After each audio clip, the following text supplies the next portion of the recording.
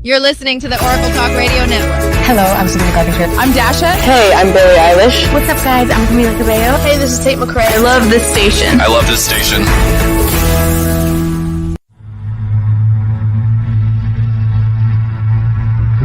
You're listening to Chasing Prophecy Radio, where we discuss anything and everything beyond the scope of normal. On the Oracle Talk Radio Network. Broadcasting live in Pittsburgh and Philadelphia. If it's unexplainable, we're talking about it. Whether you're a believer or a skeptic, we cover everything where the unknown becomes the known.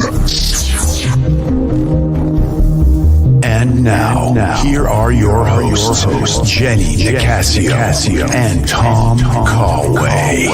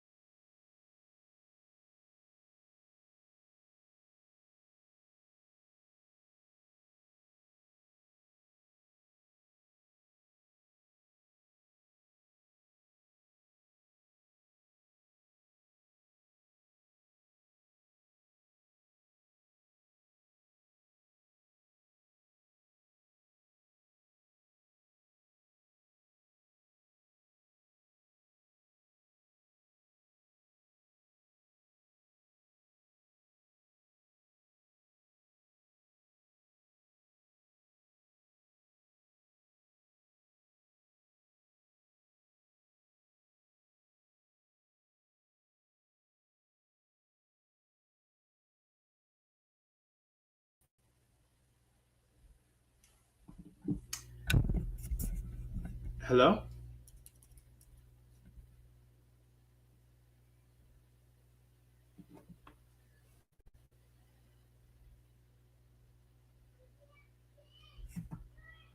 That's silly.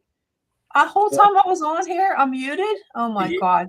Yeah, I was trying to figure out how to. Why? What happened? I swear there's gremlins in here. It's okay. Oh, that's okay. Well, I'm just going to go ahead and I'm going to have to say what I just said over because I was muted. That's okay. Oh, my Lord. Do you mind while you do that? I'm gonna get a light so it's a little bit brighter. Yeah, let me ask you, how do you pronounce your name again? Krys Ra'el. Okay, Okay, Krys. I'll just call you Krys. So, welcome to Yeah. Chasing Prophecy. I'm saying this all over, guys. Welcome to Chasing Prophecy on the Oracle Talk Radio Network, broadcasting live in Pittsburgh, Pennsylvania. I don't know what happened. I think there's gremlins in here. Who knows? You know, if Sean was here, he'd tell you that my studio is haunted, and it probably is haunted. It might be. I'm glad you can hear me, Holly. Yeah, it'd be nice. It'd be nice if people would tell me, but I just want to go over what I said again. So we're broadcasting on multiple platforms. So if you have an inkling to having a podcast, as long as you know how to talk and like to talk and gab, and we would love to have you on our platform. You don't have to have any experience. We have 4 new shows starting in June. I'm excited about it. But while we wait for Krys to get set up, I just want to let you know where he's really cool. He's a cosmic frequency Starwalker. So this is going to be cool. He's a soul guide teacher. It's going to be a cool show. But while we wait for him, I had some crazy things happen to me the last couple of days. Now, Holly, you might understand this. I had a dream the other night, and of a man. Hi, John. Are you coming on? I wasn't sure. You want to come on? I will get you that link. I had some really crazy stuff happen to me. I had a dream about this man. Okay, I'm gonna get Sean. I'm gonna get John a link. Let me get him a link. And it was really weird because I saw him so clearly that it kind of freaked me out. And you're not gonna believe what happened. And I saw this man in the giant eagle yesterday. No, he looked at me, I looked at him, and it was so freaking bizarre. I wanted to say something, and it was like he wanted to say something. I said, "Oh my God, did we just meet in a different dimension or something?" And I don't know if any of you ever had anything like that happen to you, but it was freaky as all. It was so creepy. I can't tell you how creepy it was. And wait a minute, I'm coming on, Sean. I'm giving that to you. So it was a creepy thing. So what do you guys think it was? Do you think that we were in a different dimension or what? Anybody? Anyone want to chime in? It was just really weird. It was so clear and so bizarre. And then that totally blew my mind. And then today, everybody knows my dog, she's pretty sick. She has a tumor, and she's a mammary tumor, and it's huge. And we were thinking, this is probably going to be her last couple weeks. And I was out in my backyard today. I was on the swing, and I said, go for a walk. Now, my whole fence is locked in. My yard is locked in with a huge fence. My son lives up, he bought the lot next to me, and he's building a home, and he has chickens up there. Okay. I'm sitting on the swing, and I hear the chickens going crazy. The chickens are going crazy, okay? So I'm listening to the ducks. He has ducks. He has 2 ducks, and he has 4 chickens. They're going crazy, and I'm just sitting there. And then all of a sudden I said, where's my dog? Where's Ava? So I'm looking around the yard. I don't see Ava. Then they had to cut a couple trees down beyond our fence. And all of a sudden, I see my dog next door on the second lot, okay? And believe it's right next to the road. And she's never ever done that. She's a very reactive German Shepherd, and she's not feeling well. And I told her to go for a walk. She literally went for a walk, and because my son left the gate open. I didn't think I have back issues, okay? I literally sprinted up the lot, going through the gate, and it's all mud. And I slid in the mud to get my German Shepherd dog. And I'm telling you what, I was shaking so bad. I thought my head was going to blow up because I thought I was going to have a stroke. But this has been a freaking crazy week. And I'm thinking, is there a full moon? And I know there isn't. And isn't the full moon next week? So my dog's never left the yard. And I'm like, she actually listened to me when I said go for a walk. She took it literally and went for a walk. But I didn't think I had it in me to actually run. Hi, John. I didn't think I could actually run with this back. I'm not that young. I'm 62 years old. I'm like, what the hell? I'm I'm glad I didn't take my jet ski into Pittsburgh today. I had it all hooked up and then I unhooked it. Squirrel Hill Tunnel is one lane in each direction for the next 2 years. Why? And Trump flew into they're building that bridge thing that they got to replace. And Trump flew into Pittsburgh today.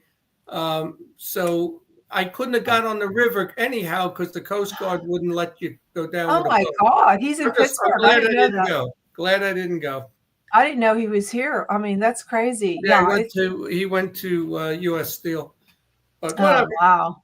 But Squirrel Hill, forget about going to Pittsburgh for the next 2 years. No, I won't be going. I feel bad for people who like to go to the game, Pirate game. Oh, it's going to be terrible. Hi, Krys.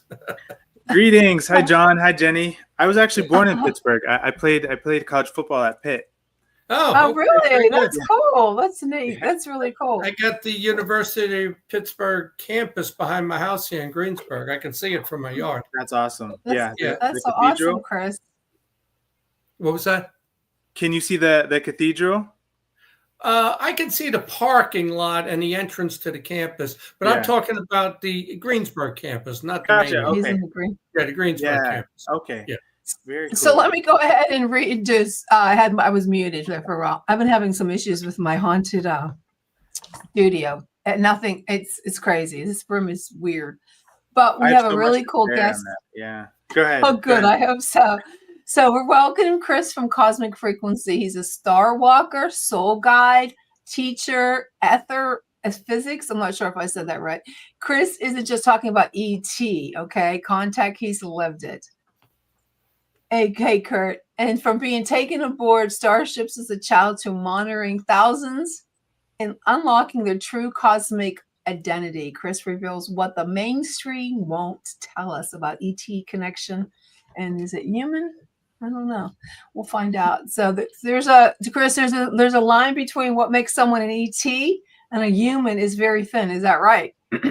Yeah, it's very thin. It's almost like, if you go to Pittsburgh in Ohio, can you show me in the ground where the line becomes Pittsburgh, and if you cross it, then it's Ohio? It doesn't exist, right? That's just a concept that we made up. Even though they're bordering states, we know that it's really just one mass.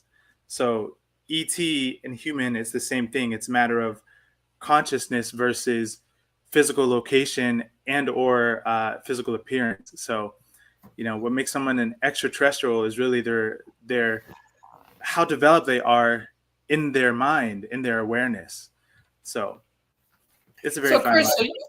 Krys, are you saying the ET is interdimensional and spiritual, or is it a physical being like a human? All of it. So I would even say humans are interdimensional and spiritual. The thing is, most humans don't know how to utilize those functions of their consciousness, right? Okay. So something that I think is very, it's hidden under the radar is dreaming.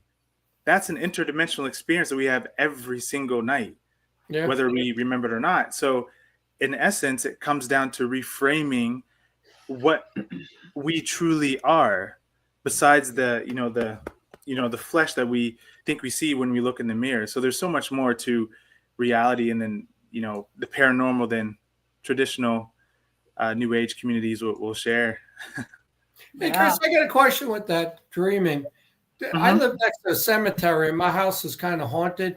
They come and go. I've learned to reason with them to leave rather than command them in the name of Jesus. But I made the comment or the thought a while ago that how do I know when I'm sleeping they don't lay inside my body, and this way they feel alive? They feel breathing and heat and all of that. I mean, what do they do that? And maybe the dream is their thoughts in my head. Well, so you can think of reality as like a frequency soup, right? So let's say you make a vegetable soup. You have your carrots, onions, and potatoes. Then you put the water, and it's all in the same bowl, right? But we eat it and we say that's the soup. But within that soup are differentiated aspects, the onions and the carrots and potatoes, right? But they all are interchanging in the same pot.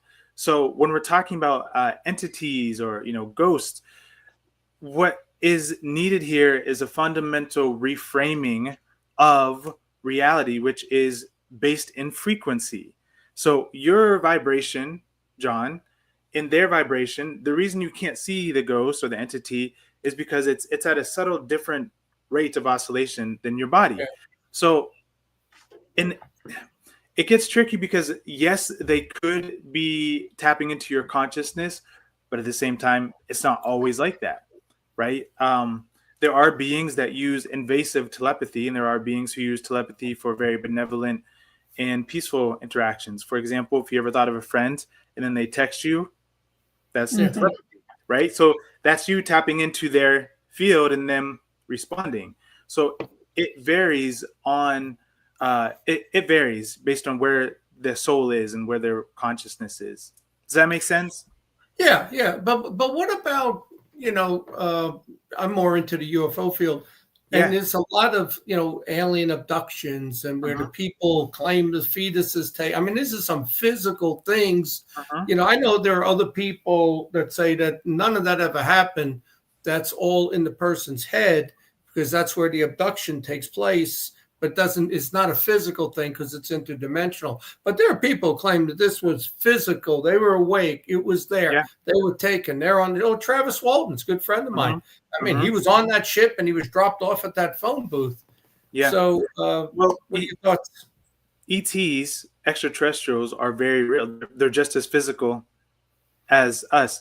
I think one of the misconceptions that Jenny was alluding to that the New Age doesn't talk about is how real and really earthy ETs really are.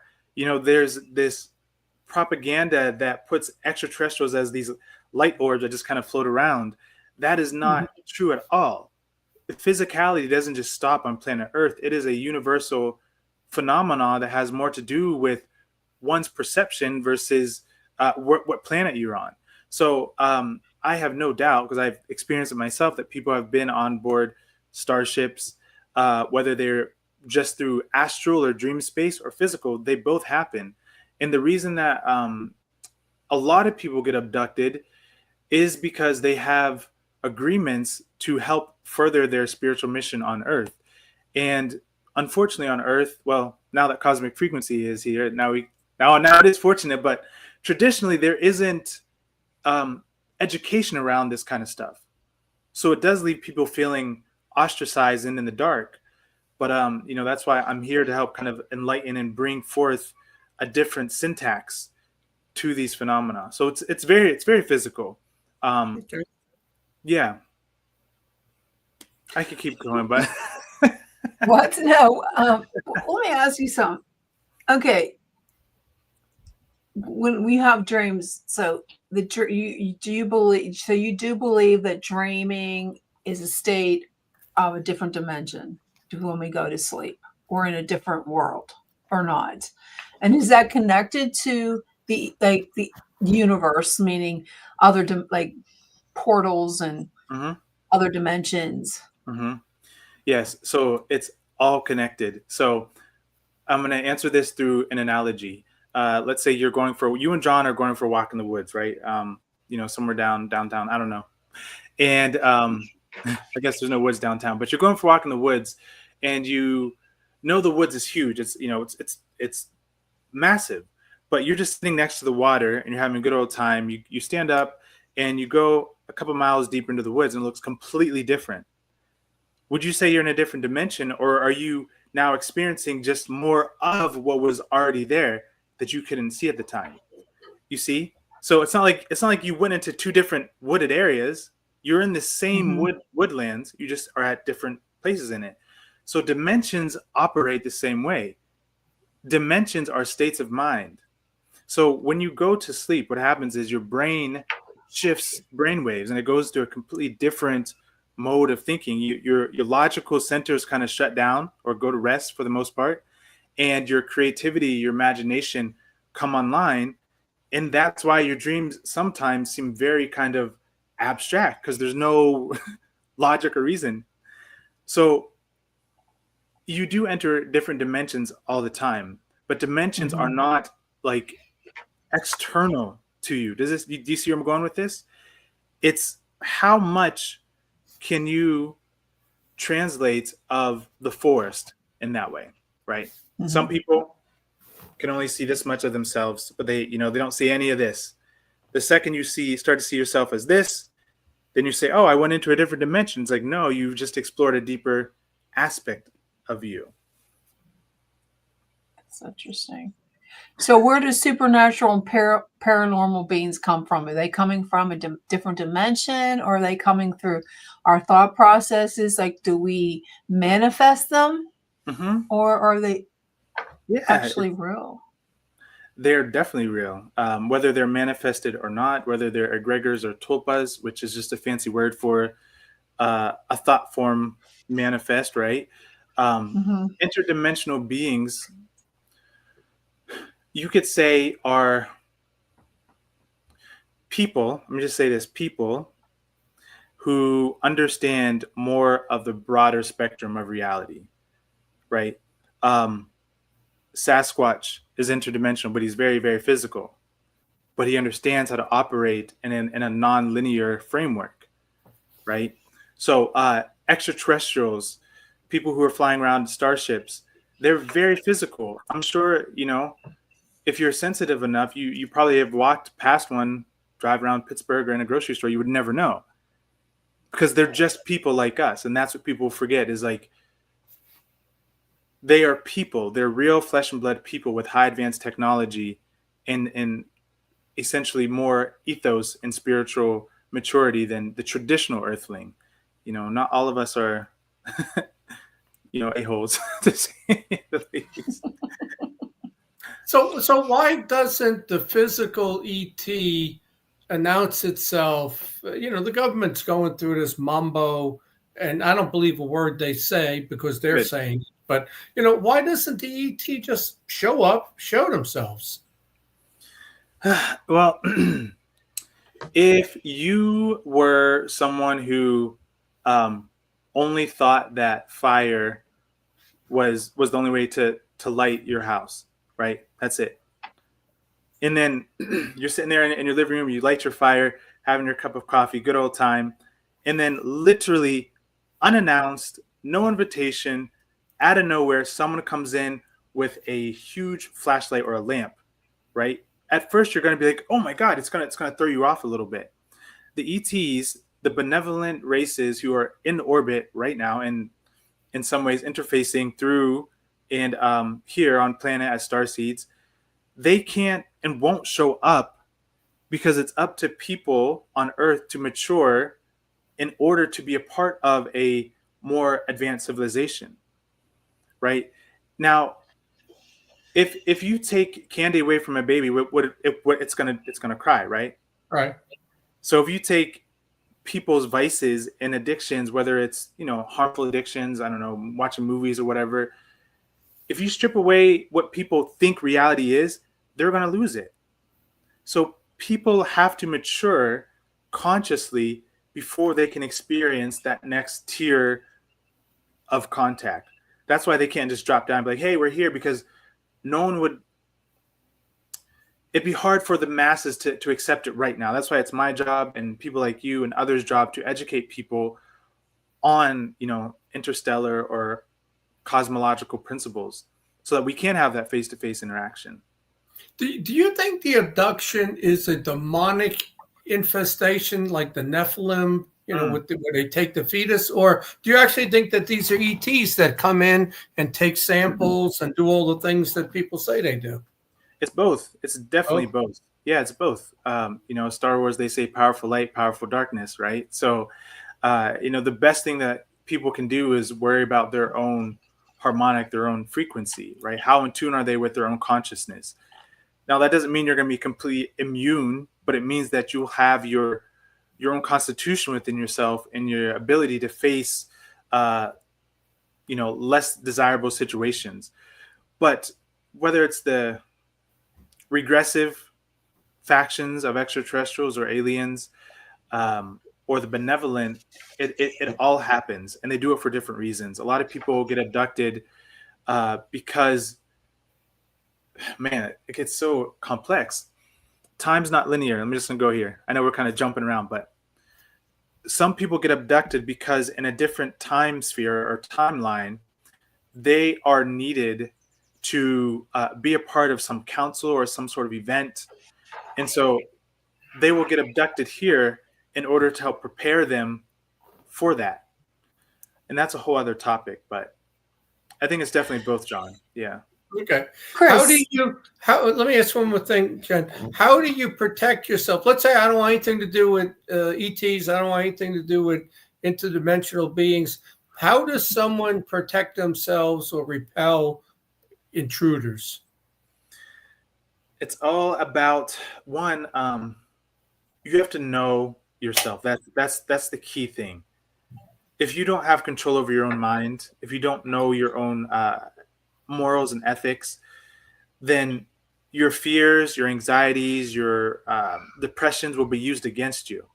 So what the dark side likes to do is they like to use your weak spots against you. So it reminds me of a movie I watched a long time ago, 8 Mile with Eminem, and he was doing a rap battle, and he said all the bad stuff about himself so that no one else would have any ammo to use against him. Right. So it's that kind of a principle. It's like, what are my weaknesses? Let me accept that, honor myself, love myself through that, right? Face those things within myself. That strengthens your aura, that strengthens your vibration. It also gives you confidence to step forth in any kind of challenge. Apart from that, what is your everyday morals? What are you doing every day? You know, are you smoking? Are you drinking? Are you getting into things that make you feel awful? That's going to make you a frequency match for these lower astral entities. But the opposite is true. If you are getting out in nature, attuning to your own thoughts, doing your best to eat healthy, it's hard on this planet, I know. You're going to attract and be in position with other beings and people who are in that same field of thought. So protection is really about you managing your own frequency. And then when and if something shows up that is less than desirable, having the courage to face it. You can use different sigils. Magic is very real. Frequency, different sounds. There's so many different ways. Do you think that, let's say, a religious person who truly believes can call upon Jesus to repel these entities? Do you believe that whole ritual type thing, that if you drop his name, Jesus Christ commands you to leave? If you do that, that it would, if you believe that it actually works, and that's a way to drive it out. Because he would be in charge of everything. Well, let's look at it like this. Coming at it from an ether physicist point of view, everything is consciousness and frequency. So whether you say in the name of Jesus or in the name of grasshopper, as long as you have that conviction, that inner knowing and confidence, that is what sets your field. That is what protects you. It's not the name or the deity. That's what people forget. People believe so much in an external force that they forget their own inner divinity. It's not so much the Jesus or the Buddha or the Krishna or the grasshopper. It's you. You're the one, commanding your field. So command your field with confidence. And, for me, I personally, I work with my star family. I work with different, like I said, Sasquatch, but it's not coming from a place of like, I need them to protect me. It's coming from a place of equality in spirituality, stepping up to the plate as my own sovereign being and understanding that they're doing the same. And if I need assistance, I can say, hey, can you help me out with this? If I need it, but more often than not, I wield my own sword. So that makes sense. So, for me to say, Jesus Christ commands you to leave, I believe that that's real. So now I'm exuding this power. But if I said, Mr. Rogers commands you to leave, I would start laughing, and I don't believe it. You wouldn't believe it. So that doesn't give me the force. Exactly. Just say, I command you to leave. Yes, exactly. Well, I've read the religious stuff, and you never say I. You're supposed to say, Jesus Christ commands you, because you don't have the power he has. Although he said, I have given you the power to repel these demons and stuff, So I was actually raised in a. Oh, go ahead, Jenny. Did you have a question? I know Jenny had a question. For you. Yeah, I did. I wanted to get back to from your childhood that you had Yeah. these experiences about being taken aboard a starship as a child. I wanted to see how that happened and what did you experience? Oh, okay. So my earliest memory with that whole experience was, for whatever reason, I would say really late and watch Unsolved Mysteries. I don't know. Like 6, 7, 8 years old. I don't know. Whatever. That's just what it was. And I remember I would go to bed and I would have this, and it wasn't always Unsolved Mysteries. It was just sometimes just whatever, right? But I would go to sleep and I would have this eerie feeling that I was being watched.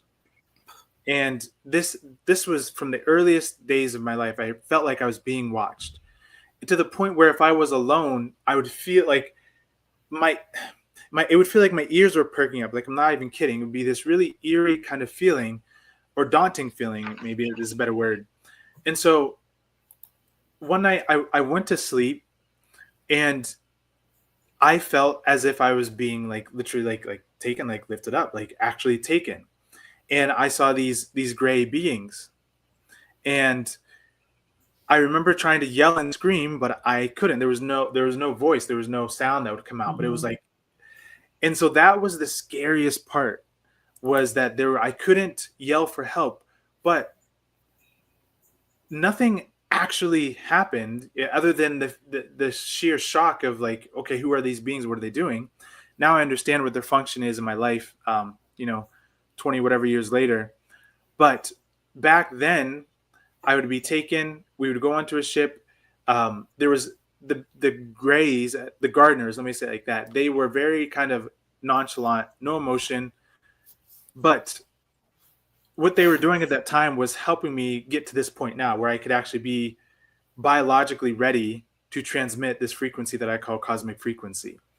So that was as a child, but I've also woken up in my adult life, and I had a tractor beam beaming on me just a couple of years ago. That was absolutely fascinating. And the craziest part was I drew the picture of that a couple of days prior, but didn't connect the dots until the experience. So I could talk about that if you want me to a little bit, the tractor beam. Yeah. What is that? So what's the tractor beam? Yeah. Was it just what is that? So, just in traditional Hollywood movies, and you see the UFO, like look at the beam photo of light. Yeah, like on John's Okay. background, the little beam. So Okay. a couple of years ago, I was out on the back deck and I was deep in meditation, and I felt this contradictory, beautiful energy, right? Compares to what I felt as a kid, but beautiful ambiance all around me. I'm really sensitive to electronics, so at this point, I couldn't feel the electronics. I couldn't feel the Wi-Fi or anything. It was very clear energy. So I'm scared to death of the Grays. We'll talk about that, why you don't need to be. But that's a good one. We'll talk about why you don't need to be in their role.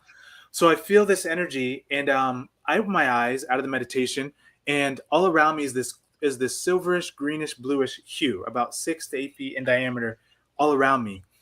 And I'm thinking, well, there must be car headlights shining on me from off this side of the road or something.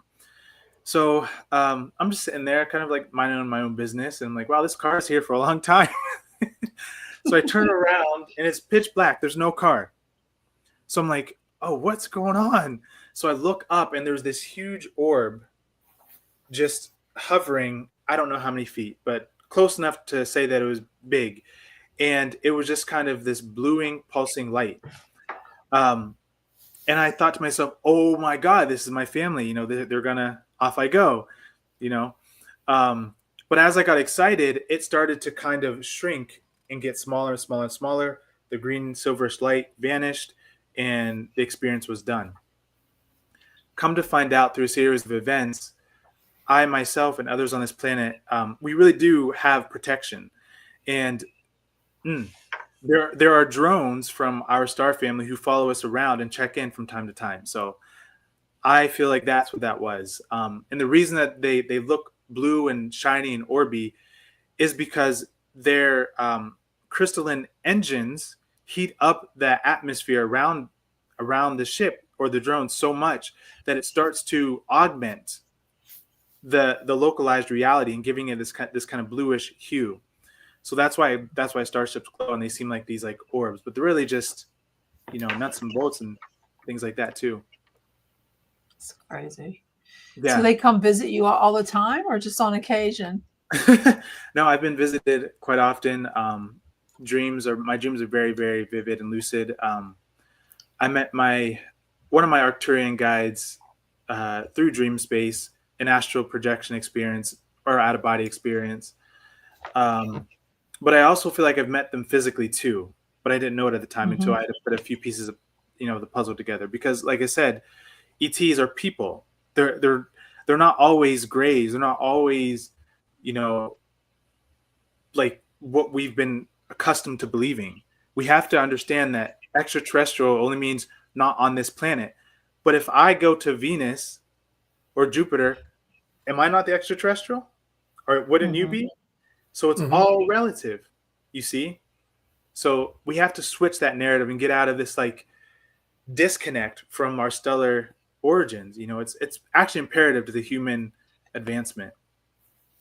Why do you think Joe shouldn't be afraid of the grays? Because first, I love the honesty. There's a race of beings called the gardeners.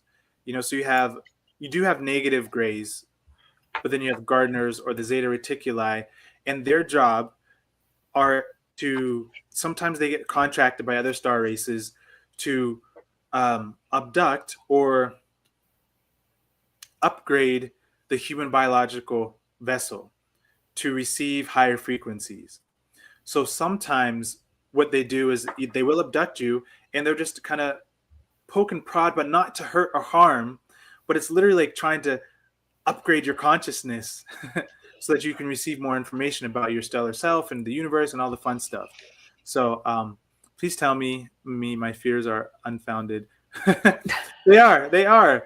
It's just from a lack of knowledge. It's from propaganda and subtle mind control from three-letter agencies, forced to make you fear, the cosmos, essentially. Everything goes back to the stars, in my opinion. Okay, but God gave us free will.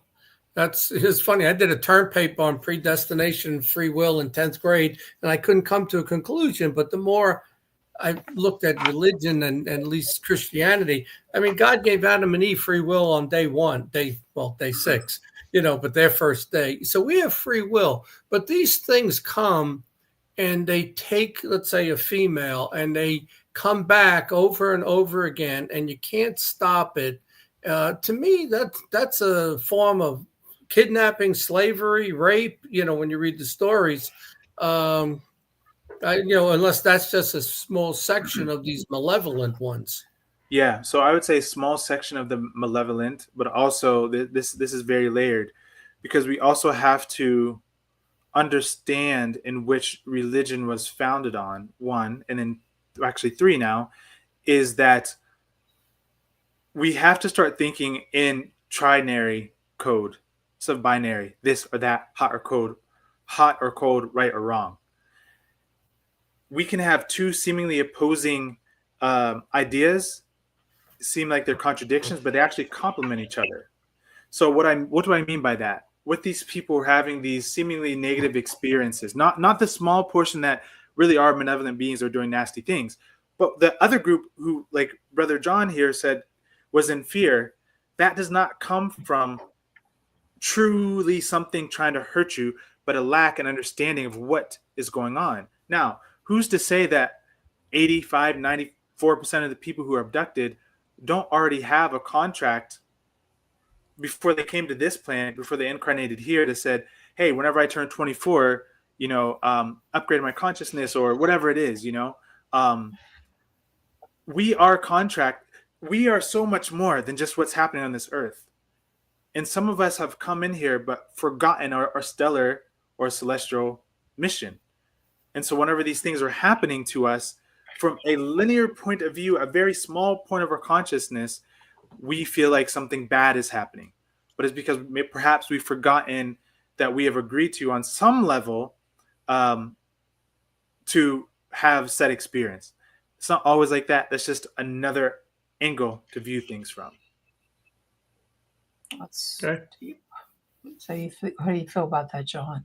Well, I'm sitting there thinking that, what you're saying, if I was a Hindu or Buddha or one of these other religions that believes in reincarnation and the Eastern philosophy of recycling, and you just keep coming back, like the Mayans, a lot of believe that. The Christianity faith is more a linear. Mm-hmm. There is no reincarnation. It's this is your only One and shot. done. That's what they say. It's one and done. Yeah. So it's different than a Christian would be saying, well, wait a minute, that's really not what I believe or been taught and what Jesus has said. Well, it's interesting. I think this will help a lot of people who are in that position of perhaps they're hearing me speaking and something within them is feeling not triggered in a negative sense, but like, oh, I never thought of it like that, right? So here's a background. If I were to take off my shirt, I have a huge cross tattoo on my back, right? Because I was raised Christian. I was raised Christian all throughout my childhood. So I'm very familiar with the Bible. I'm very familiar with the ways in which that doctrine programs the mind. And this is what I want to say in the most humble but respectful way. From my own personal experience, I found it too limiting for the experiences I was having. I asked the pastor, hey, what are these dreams I'm having about these different beings? What's happening in my everyday life where I'm seeing, shadow beings walk across, the living room? Why can't anyone explain this to me? So for me, religion fell short to explain the supernatural whenever it was outside of the scope that it wanted people to think from. So once I expanded beyond that, I could now look back and see religion as a catalyst in some ways versus a end all be all. Do you see what I'm saying? So religion, especially Christianity, is a very compartmentalized framework of reality. Now, but do you ever think that you're being tricked? For the devout Christian, he would say, my way is the way, the word and the way.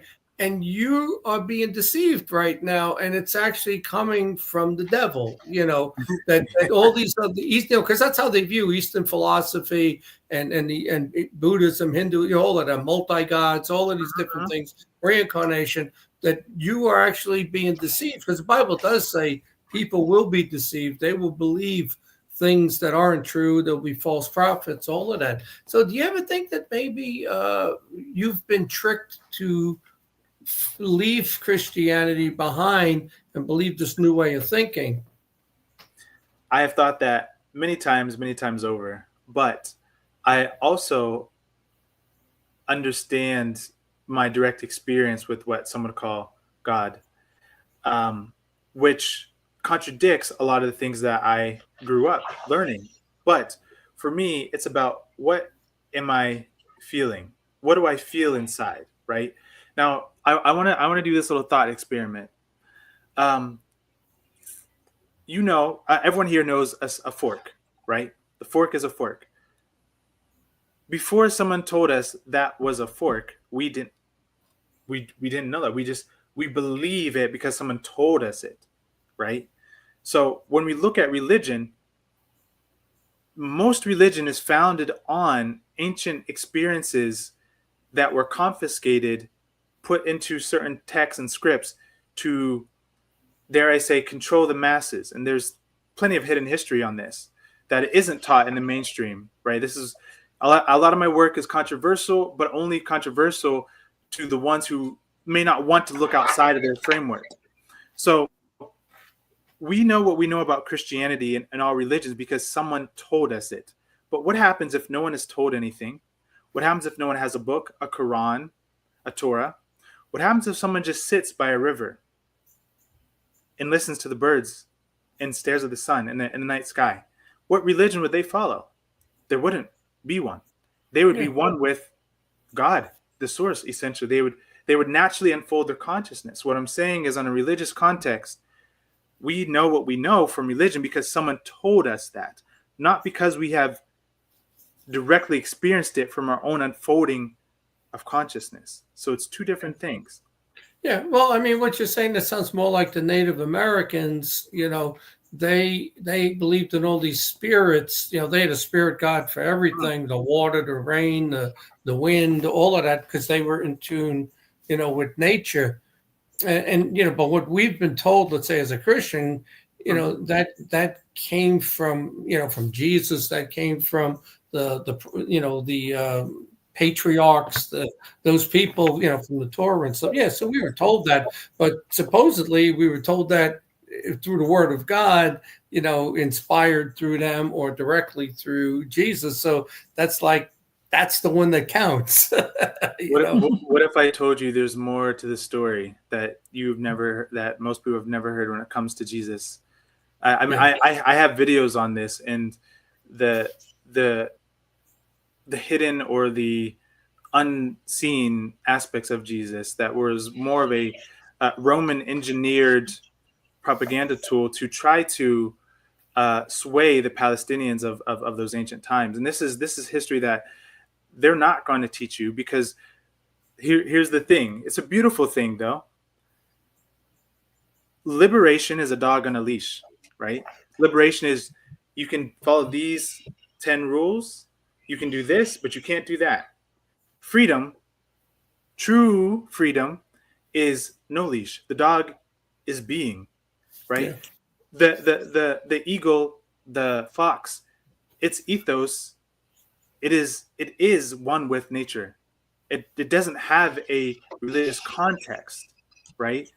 And so what I would love to propose, take it or leave it, is allow your consciousness to see what it would be like to expand beyond a traditional framework, because then these supernatural and paranormal extraterrestrial experiences make much more sense, because they're not rooted in fear anymore. What I learned from my experience with religion is that anything outside of the Holy Spirit was evil. But why? Right? Why? The kid, the child, the innocent, they say the truth will be heard from the mouth of the babe. Ask why. But a lot of things quell the curious mind. And that, to me, speaks to a control mechanism, a liberation, not a freedom, not a God that wants its children to say, to truly be free, right? So this, just food for thought.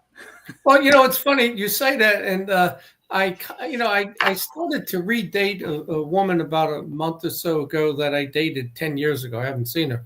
And at the time she had been a Christian, but in the 2 dates that we had, all she talked about was there's another side to the Jesus story. He's not what you think, and she started sending me these YouTube, videos and stuff. And, my experiences, though, I had a demonic entity in the house, and it took me 4.5 years to get it out, 3.5 years. And, and I became a reborn Christian, and, I believe in the power of his name and my belief system. And I do not want to blaspheme. So, so I actually told her, look, she sent me these. I said, look, I'm not going to look at them, because I believe what I believe, and I have a very strong reason, why I believe it. And, and that's why I said to her, I think you're being tricked. I think you're being tricked. And who does the tricking? The devil does the tricking, like he does the tricking with telling you about evolution.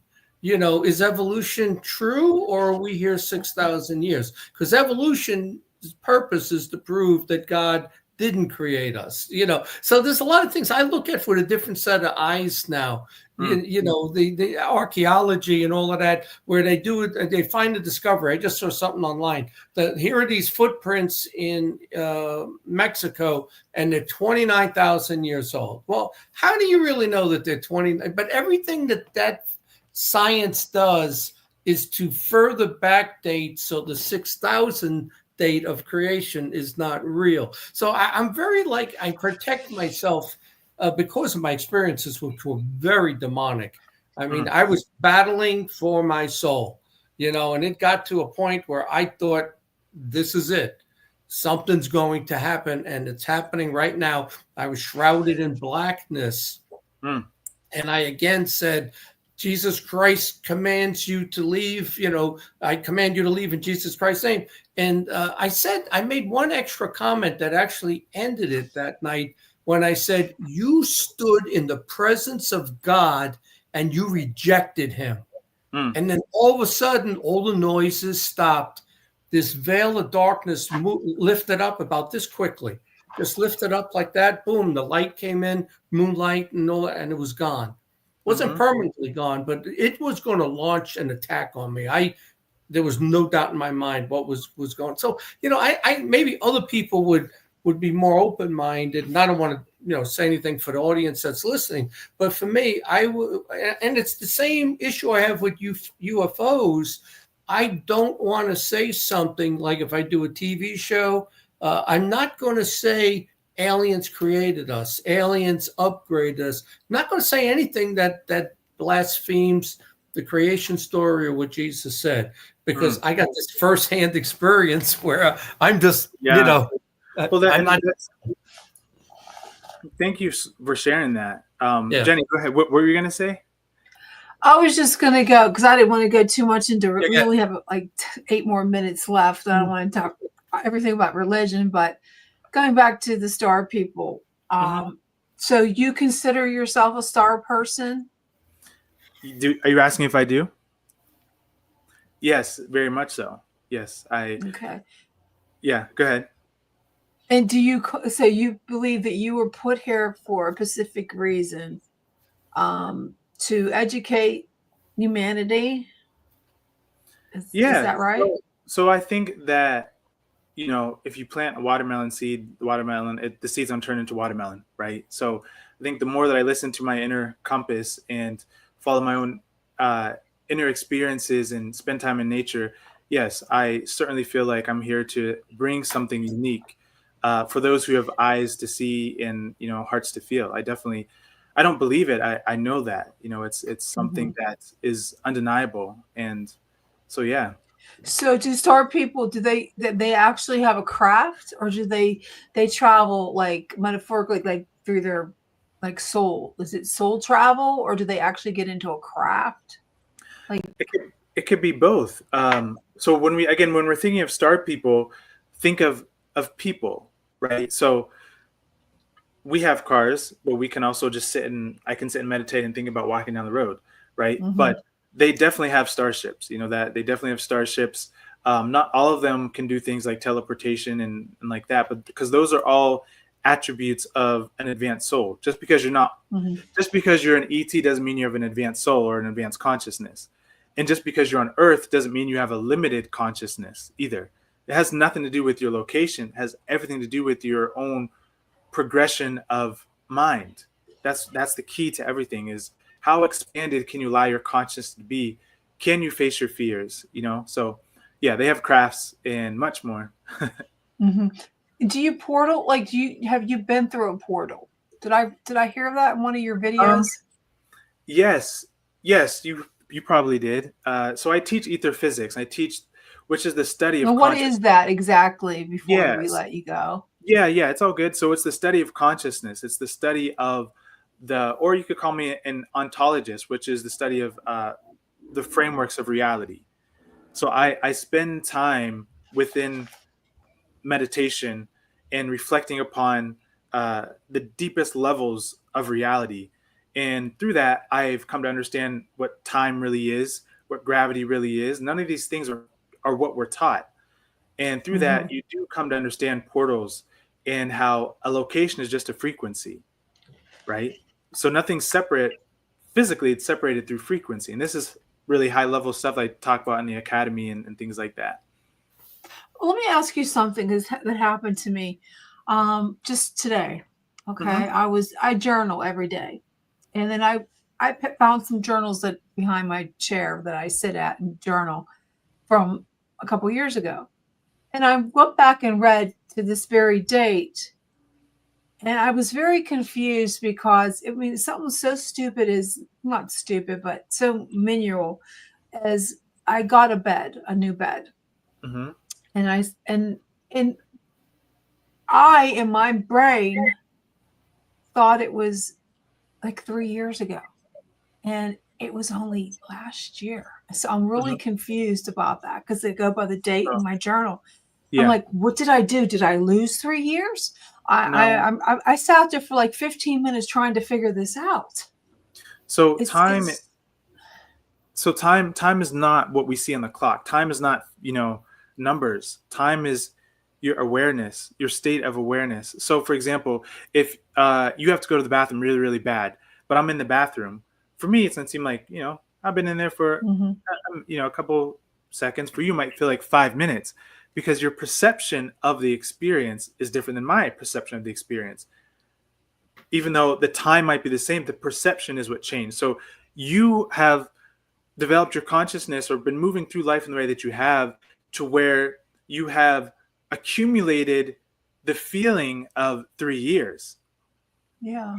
You see what I'm saying? Yeah. It's everything with the mind and your perception. It has nothing to do with the numbers on the clock.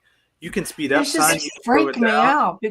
Yeah. I thought it was like something like the Mandela effect or something. Like, wait a minute, how can this be? I bought this bed a while ago, but how could it only be a year ago to the day? It's like It I'm could have still been. baffled. Yeah, it could have been the Mandela effect too. I mean, that's what I'm saying. The more that we can let go of our rigid belief systems and structures, the more access we have to how things are actually functioning in our lives and in our awareness. And the more these things not only become really cool to experience, but you learn how to control them too. You become more than just a man or woman. You